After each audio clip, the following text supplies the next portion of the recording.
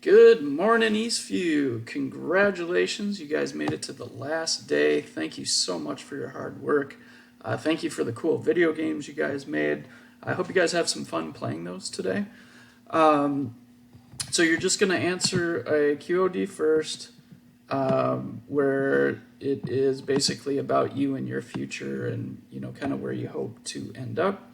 You'll play games, and the very last thing you're going to do is the exit. All I'm looking for is if you can help me identify what are like the 2 or 3 best video games that you played today, and the ones that you enjoyed. And that's it. So I'm hoping you have fun. I wish you all the best in high school. One little thing though, if we're playing, so let's say you have the Eastview Arcade opened up.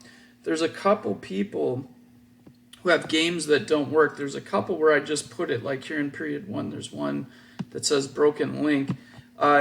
If you could just reply as a comment for the assignment, if you're one of those people, like in view assignment, you could add a comment to this under instructions and just post a link when it works, and that way I can come back, take a look at it, and other people in your class period would be able to play your game. So I think there's maybe 3 or 4 of them that weren't working, so we can do that. But other than that, have a great summer, and good luck in high school, guys. Great job.